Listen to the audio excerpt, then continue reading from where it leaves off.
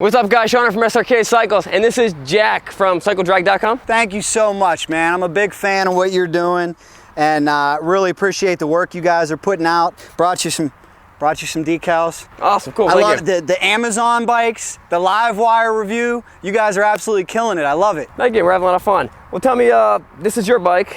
This is my bike. It's a Kawasaki KZ1000. This is a pretty historic bike. You want to tell us about it? Well, it's near and dear to my heart, first off, because my dad ruined me when he came to see me for the first time in the hospital on a Z1900. So I've had the disease ever since.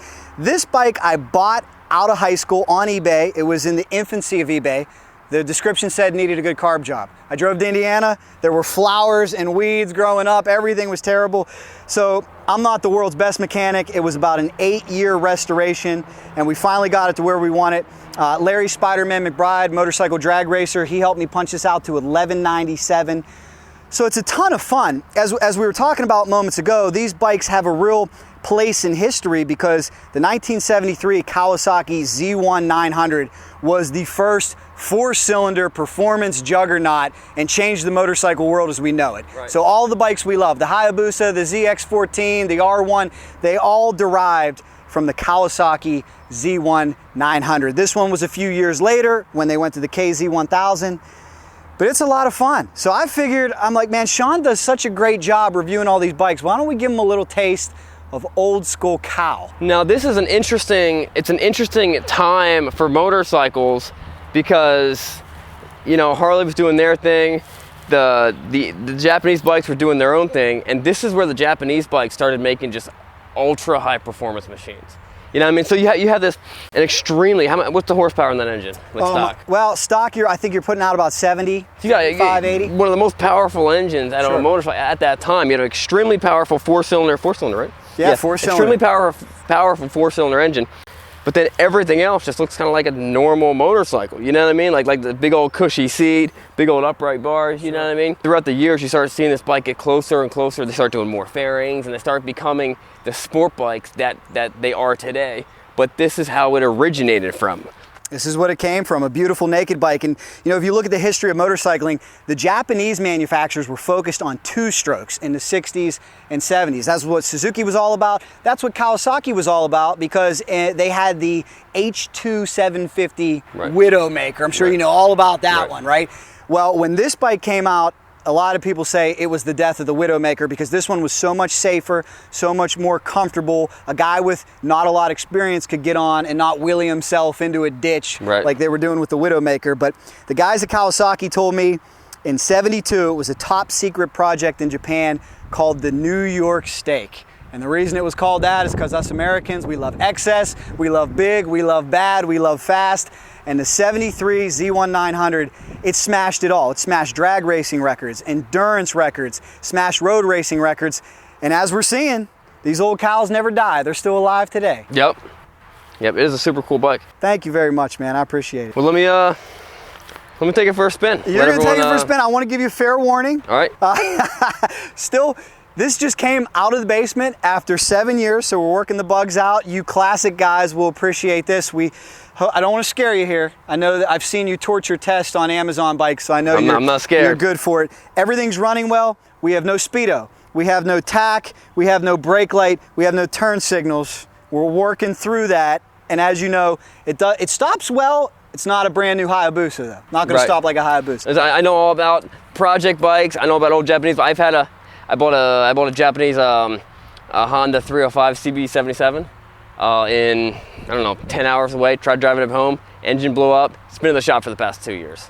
So that's hold on a second. This is a 1000, right? 1000. This is actually a 1200 pretty much, but it's got a kickstart on it. It's got a kickstart, but also has electric start. Is this the hardest thing to kick? It's got some compression, as you'll be able to feel. I actually have not used that, so I don't know that you could start it with a Kickstarter. We're gonna find out though. It might not. Your guess is as good as mine. No, you're on your run position. Gas is on, key is on. Neutral light is in up. Neutral light is not on. Hold on, this thing got in my way. You might want to put a set of motocross boots on to kick this thing. This thing got in my way. Hold on, I got this. Whoa.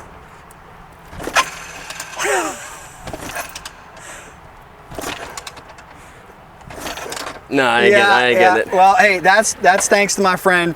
The people that watch my channel, Cycle Drag on YouTube, will know Larry McBride. He's a big drag racer. We upped the compression big time. Like I said, it's not a stalker. This is a hot rod. But I think if you press the start button and give her a little gas, you'll be happy.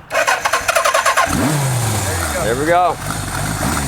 Cool, let's take it for a spin. All right, so riding the classic KZ1000. If you talk to a lot of the old sport bike guys, this is the bike.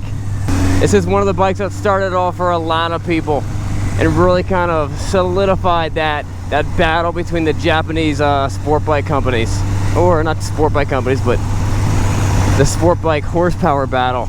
It's very easy to ride these older motorcycles when they're not in great shape and be like, man, these things are junk and you know, just they don't run right, they're not as good. The thing is, when they do run right, when you get them and they're running right, it's just like running anything else. I mean, you gotta really appreciate a nice, clean, older, I mean, this is in the 70s. This is a 50-year-old motorcycle. This motorcycle, if is really close to like signing up for AARP. Let's see what this thing can do. Let's jump on the highway. I'm not gonna lie, it feels pretty nimble.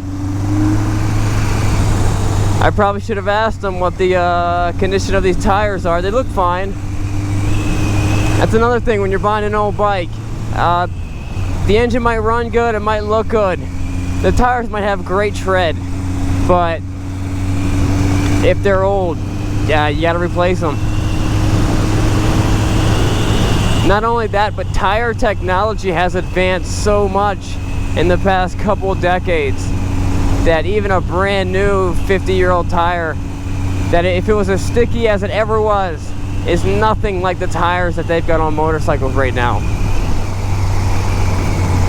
But age is not good for tires. And these brakes are pretty good.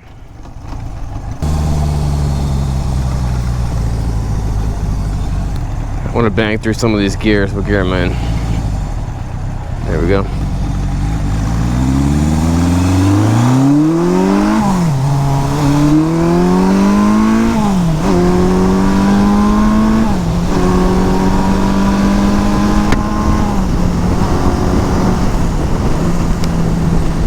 The bike moves. Definitely a fun bike to ride. It's interesting when, you know, in the 70s, when they started doing these big horsepower wars and trying to get more power, you know, starting out at 70 horsepower. In the 80s, it was significantly more. They started making like leaps and bounds in performance, where in today, you know, you have 220 horsepower motorcycles that are street legal that you can buy for, you know, 25 grand. It's kind of mind-boggling. But this thing's running great, you know. Yeah, he does, you know, rev a few things. Speedometer is not very needed, but you know what? It is nice to have a tachometer because you don't want to blow the bike up. You don't want to find like you're over revving it. Now, a lot of, you know, dirt bikes, and you get used to just kind of shifting by ear or shifting when the power runs out. But I'm not gonna, you know, run anyone's bike that hard. One of the problems that you're coming into is, one, these bikes are becoming collector's items, but a lot of older bikes, they're becoming very expensive to fix. Just because, depending on where it's been sitting, and if it's been sitting inside, it's not that bad. But depending on what's wrong with it, and it probably didn't start off with anything more than just carbs, but if you let a bike sit for too long, it needs too much stuff. So for, you know, there's a range of age where you can get a cheap motorcycle or a free motorcycle, and you just need to do some love to it. But then sometimes with these older bikes, it's just cheaper to buy a newer motorcycle and learn how to ride on that.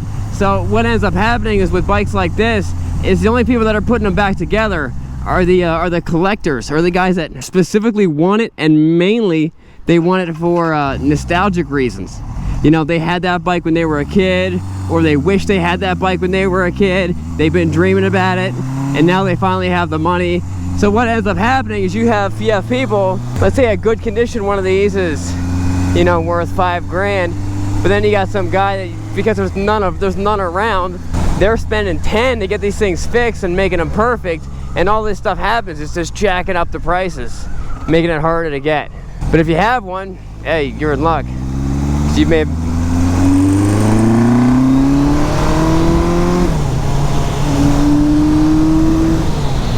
And I think the question everyone wants to know is, how is this thing gonna compare? How is this thing gonna compare against a newer Super Sport? Well, a 600, I think, is still gonna take this. A 600 is definitely still gonna take this bike. But it's still cool. It's super cool. It's super cool looking, and it's one of those things where if you know, you know. You might be a regular just layman, and you might look at this bike and be like, oh, he's got an old motorcycle. But if you know anything about the KZ1000, you see that bike, you're like, wow, that's impressive. It's even more impressive when you see people actually riding them and using them for what they're meant to do.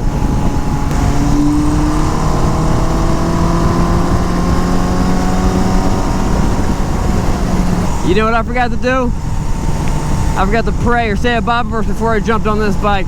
Dear God, thank you for keeping me safe. Pray you'll continue keeping me safe riding this bike. I don't know who put this thing together, but I'm sure hopefully they did a good job. Amen.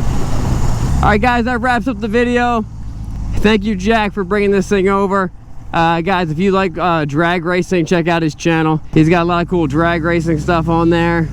And remember, it is not what you're riding. It's not even how old the bike is that you're riding or how new it is. It's where you're going. We'll see you guys later. Riding this bike is an experience. That's what it is. It's an experience. And you can't speed because I have no idea how fast I'm going.